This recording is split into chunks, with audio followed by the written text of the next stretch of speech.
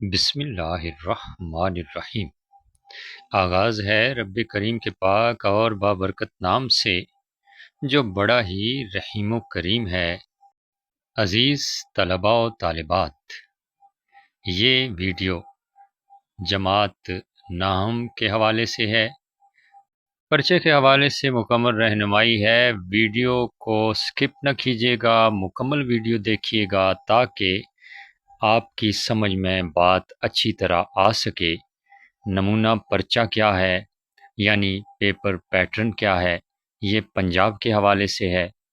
پنجاب کے ہر بورڈ کے حوالے سے لاہور، راولپنڈی، گوجرانوالا، ملتان، ساہیوال، سرگودا، آزاد کشمیر، الغرض پنجاب میں جتنے بھی بورڈ آتے ہیں ان کے حوالے سے پیپر پیٹرن آپ کو بتا رہے ہیں، اور ہر سوال کے حوالے سے مکمل رہنمائی ہوگی۔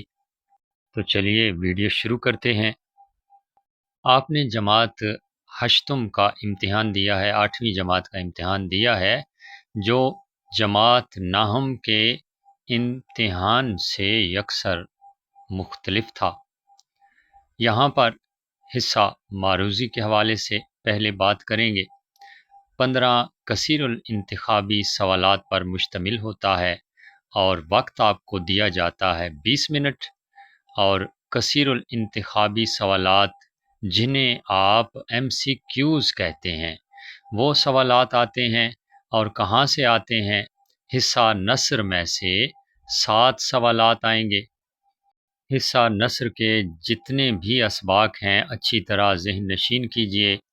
مصنف کا تعارف ذہن نشین کیجئے، سبق کا عنوان اور پورا سبق اندر سے ذہن نشین کیجئے، اور خاص طور پر مشقی سوالات میں جو ایم سی کیوز دیے گئے ہوتے ہیں، اکثر سوالات ان سے ہی آتے ہیں، لیکن سبق کے اندر سے اور مصنف کے تعارف سے اور سبق کے عنوان کے حوالے سے بھی پوچھا جا سکتا ہے، تو وہ بھی اچھی طرح تیار کر لیجئے۔ 7 سوالات حصہ نثر میں سے آئیں گے۔ حصہ نظم میں سے بھی 2 سوالات پوچھے جاتے ہیں۔ مشقی سوالات اچھی طرح تیار ہوں، نظم کا عنوان اور شاعر کا نام اچھی طرح ذہن نشین کریں۔ 2 سوالات حصہ نظم میں سے، اور 1 سوال آپ کا آتا ہے حصہ غزل میں سے۔ غزل کے شاعر کا نام اور مشقی سوالات اچھی طرح ذہن نشین کیجیے۔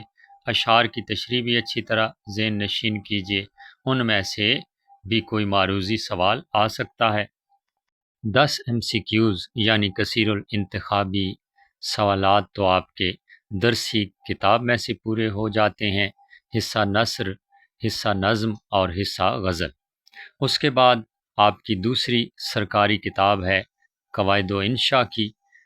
باقی آپ کے جو سوالات ہیں اس میں سے پوچھے جاتے ہیں، جیسا کہ واحد جمع، مذکر مؤنث، متضاد، مترادف، سابقے لاحقے، یہ 5 نمبر ان میں سے پوچھے جاتے ہیں، اور آپ کی قواعد و انشاء کی کتاب میں یہ تمام موجود ہیں۔ واحد جمع بھی ہیں، مذکر مؤنث بھی ہیں، متضاد اور مترادف، اور اس کے علاوہ سابقے لاحقے بھی موجود ہیں۔ تو اچھی طرح پڑھیے اور ذہن نشین کر لیجئے تاکہ یہ 5 نمبر بھی آپ کو پورے مل سکیں۔ عزیز طلباء و طالبات، اب باری آتی ہے حصہ انشائیہ کی، جس کے کل نمبر 60 ہوتے ہیں، اور آپ کو وقت دیا جاتا ہے 2 گھنٹے اور 10 منٹ۔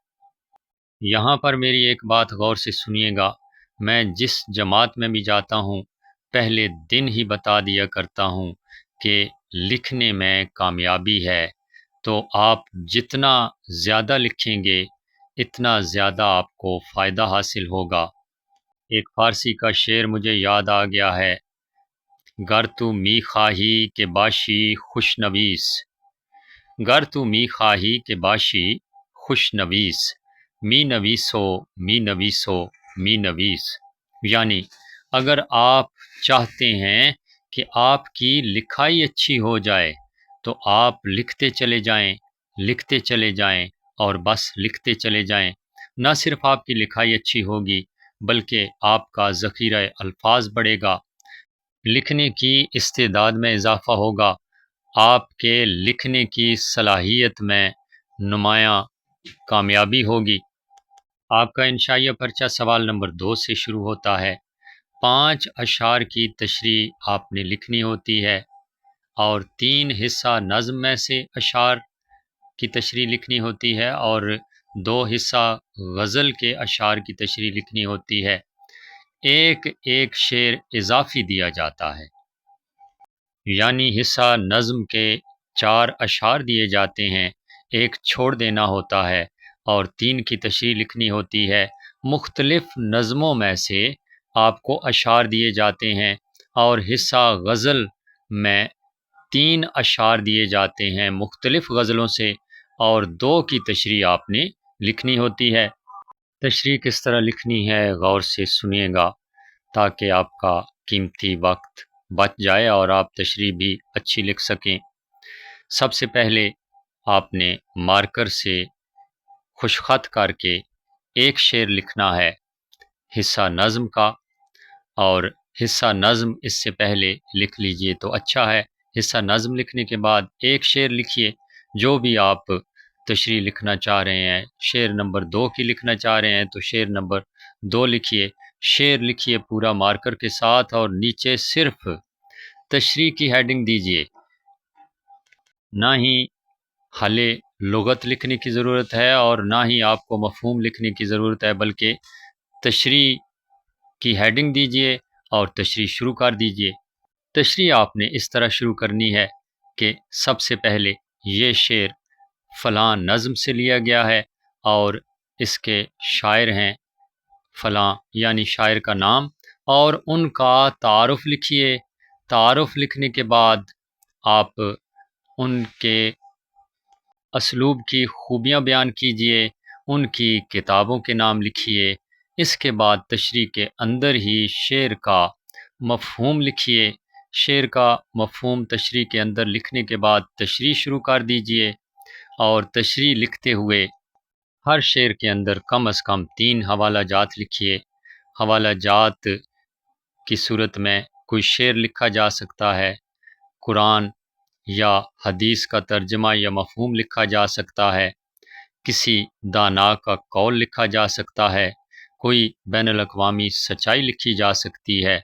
اس طرح تشریح لکھتے ہوئے آپ ایک حوالہ دیجئے، پھر تشریح لکھیے، پھر دوسرا حوالہ دیجئے، پھر تشریح لکھیے اور پھر تیسرا حوالہ۔ اسی طرح دینے کے بعد تشریح کو بڑھاتے چلے جائیں اور ایک شعر کی تشریح کم از کم 2 بڑے صفحات پر مشتمل ہونی چاہیے۔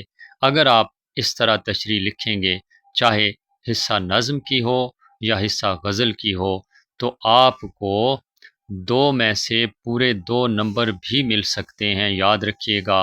اور میرے طلباء و طالبات اتنے نمبر حاصل کر چکے ہیں بورڈ کے پرچوں میں، میں نے اسی طرح ان کی بھی رہنمائی کی تھی، آپ کی بھی کر رہا ہوں۔ سوال نمبر 3 میں آپ کو 2 اقتباسات دیے جاتے ہیں، دونوں کی تشریح لکھنی ہوتی ہے۔ 5 نمبر ہر اقتباس کی تشریح کے ہوتے ہیں۔ نمبروں کی تقسیم سن لیجئے۔ سبق کا عنوان آدھا نمبر، مصنف کا نام آدھا نمبر، خط کشیدہ الفاظ کے معنی جو کہ 4 ہوتے ہیں ان کا بھی آدھا آدھا نمبر ہوتا ہے اور 2 نمبر ان کے ہو گئے۔ یہاں پر آپ کے 5 میں سے 3 نمبر مکمل ہو جاتے ہیں۔ اگر سبق کا عنوان، مصنف کا نام اور خط کشیدہ الفاظ کے معنی صحیح تیار ہوں تو یہ 3 نمبر آپ کو پورے مل جاتے ہیں۔ اس کے بعد باری آتی ہے تشریح کی۔ یاد رکھیے اس کے بعد صرف تشریح کی ہیڈنگ دینی ہے اور تشریح کے اندر ہی آپ نے بالکل اسی طرح مصنف کا تعارف لکھنا ہے، چند تعریفی جملے، ان کے انداز بیان کی خوبیاں، ان کی کتابوں کے نام لکھنے کے بعد آپ نے سیاق و سباق بھی تشریح کے اندر لکھنا ہے، الگ سے ہیڈنگ نہیں دینی۔ بچوں، سیاق و سباق ایک حوالہ ہوتا ہے اسی اقتباس کے حوالے سے کہ اس اقتباس سے پہلے سبق میں کیا کیا باتیں بیان ہوئی ہیں، وہ اہم نکات لکھنے ہوتے ہیں، اور متعلقہ اقتباس کے بعد سبق کے اندر کیا کیا باتیں بیان ہوئی ہیں۔ ایک اور بات یاد رکھیے، اگر آپ کے ذہن میں نہیں ہے کہ دیا گیا اقتباس سبق کے کس حصے سے دیا گیا ہے، تو سبق تو آپ کے ذہن میں ہے، تو اس سبق کے حوالے سے چند ایک اہم نکات تشریح کے اندر ہی آپ درج کر لیجئے کہ اس سبق میں یہ باتیں بیان ہوئی ہیں۔ اس کے بعد شروع کیجئے تشریح کہ اس اقتباس میں مصنف نے یہ بات کی ہے، تشریح کرتے ہوئے اسی طرح حوالہ جات دینے ہیں جو کہ قرآن کی آیت اور حدیث کا ترجمہ ہو سکتا ہے، کوئی بین الاقوامی سچائی ہو سکتی ہے، کوئی شعر ہو سکتا ہے، اور کسی کا قول بھی ہو سکتا ہے۔ یاد رکھیے، ہر اقتباس میں کم از کم 3 حوالہ جات ضرور دیجیے گا تاکہ آپ کو اچھے نمبر مل سکیں۔ اقتباس کی تشریح کے لیے آپ کو مشکل الفاظ کے معنی آنے چاہیے، سبق کا عنوان اچھی طرح ذہن نشین ہونا چاہیے، مصنف کا نام اچھی طرح ذہن نشین ہونا چاہیے، اور متعلقہ سبق کے حوالہ جات آپ کے ذہن میں ہونے چاہیے۔ یاد رکھیے، ہر اقتباس میں 4 معنی پوچھے جائیں گے اور ان الفاظ کے اوپر ایک لکیر کھینچی ہوئی ہوگی۔ سوال نمبر 4، 8 سوالات میں سے 5 کے مختصر جوابات آپ نے لکھنے ہوتے ہیں۔ بہت ہی آسان ہے اور 10 نمبر ہوتے ہیں۔ 10 میں سے پورے 10 نمبر آسانی سے حاصل کیے جا سکتے ہیں اگر آپ نے مختصر سوالات کے جوابات اچھی طرح ذہن نشین کیے ہوئے ہیں ہر سبق کے، تو اس میں کوئی آپ کو مشکل نہیں ہوگی بلکہ آسانی سے آپ مختصر جواب لکھ لیں گے۔ یاد رکھیے، جواب کو طول نہیں دینا بلکہ مختصر جواب لکھنا ہے۔ جو آپ کو استاد محترم نے تیار کرایا ہوا ہے جواب، وہ بہترین جواب ہوگا تو وہی جواب لکھیں گے، تو آپ کو 10 میں سے 10 نمبر پورے مل جائیں گے، اور 3 سوالات اس میں اضافی بھی ہوتے ہیں، آپ کو آسانی اور سہولت بھی ملی ہوئی ہوتی ہے، تو کوئی مشکل نہیں ہوگی۔ سوال نمبر 5، اسباق کے 2 عنوانات دیے جائیں گے جن میں سے ایک کا خلاصہ آپ نے لکھنا ہوگا، اور یہ بات بھی یاد رکھیے کہ آدھے اسباق میں سے ایک عنوان آئے گا اور آخری آدھے اسباق میں سے دوسرا عنوان آئے گا۔ اس طرح تقسیم کر کے عنوانات دیے جاتے ہیں اسباق کے، اور خلاصہ کتنا ہونا چاہیے؟ 1/3 حصہ ہونا چاہیے۔ مثال کے طور پر آپ کا سبق 3 صفحات پر مشتمل ہے تو 1 صفحے کا خلاصہ آپ لکھیں گے، یعنی مختصر ہو اور جامع ہو، کیونکہ خلاصے کا مطلب ہے مختصر کرنا۔ پیارے بچوں، اپنے اسی چینل پر میں نے خلاصہ لکھنے کا آسان طریقہ کی ایک ویڈیو بھی بنائی ہوئی ہے، وہ بھی دیکھ لیجئے گا۔ اس میں خلاصہ لکھنے کا آسان طریقہ بتایا گیا ہے۔ سوال نمبر 6 میں نظم کا خلاصہ یا مرکزی خیال لکھنا ہوتا ہے، تو میرا مشورہ ہے آپ مرکزی خیال نہ لکھیے گا، خلاصہ لکھ لیجئے گا، اور شاعر کا نام بھی ضرور لکھ دیجئے گا، تو آپ کو اچھا خلاصہ لکھنے پر 5 میں سے 5 نمبر بھی مل جاتے ہیں۔ حصہ نثر کے خلاصے کے بھی 5 نمبر ہوتے ہیں اور حصہ نظم کے خلاصے کے بھی 5 نمبر ہوتے ہیں۔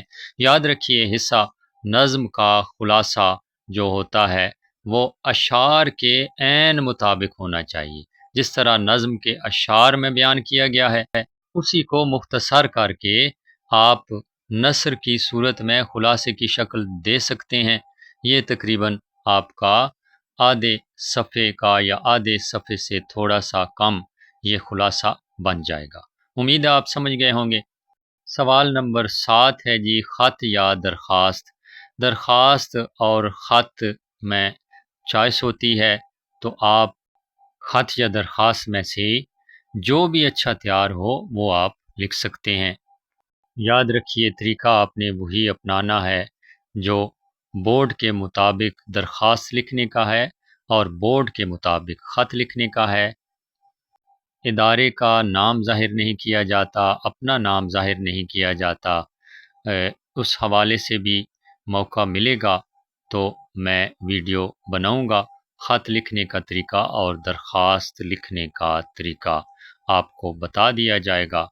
بہرحال آپ کو استاد محترم نے بھی بتایا ہوگا، تو اس طریقے کو اختیار کرتے ہوئے آپ نے خط لکھنا ہے یا درخواست لکھنی ہے۔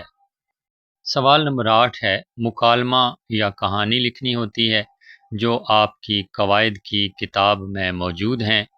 6 مکالمے موجود ہیں اور میرے خیال میں 12 کہانیاں موجود ہیں، تو وہ اچھی طرح تیار ہوں تو آپ کا جو جی چاہے لکھ سکتے ہیں۔ مکالمے میں 15 سے 20 جملے ہونے چاہیے اور کہانی وہی ہونی چاہیے۔ اپنے الفاظ استعمال کر سکتے ہیں، لیکن قواعد کی کتاب میں جو کہانی ہے وہی کہانی ہونی چاہیے۔ آسان الفاظ میں لکھ سکتے ہیں۔ کہانی میں نتیجہ ضرور لکھیے، اور مکالمہ لکھنا ہے تو 15 سے 20 جملے ضرور اس میں ہونے چاہیے۔ ان باتوں پر عمل کیجیے، املا کی غلطی نہ کریں، تو آپ کو 5 نمبروں میں سے 5 نمبر پورے بھی مل سکتے ہیں۔ تو یہ 5 نمبر کا سوال ہوتا ہے۔ سوال نمبر 9 جو کہ آخری سوال ہوتا ہے، جملوں کی تکمیل کریں یا جملوں کی درستی کریں۔ جملوں کی تکمیل کے حوالے سے 5 ضرب الامثال آدھی دی گئی ہوتی ہیں، یعنی ضرب الامثال میں سے ایک آدھے جملے کی صورت میں آتی ہے، جس طرح آ بیل مجھے مار ہے، تو آ بیل لکھا ہوا آئے گا اور آگے خالی جگہ آ جائے گی۔ یہ بھی آسان جواب ہوتا ہے، آسان طریقے سے حل ہو سکتا ہے اگر ضرب الامثال اچھی طرح تیار کی جائیں۔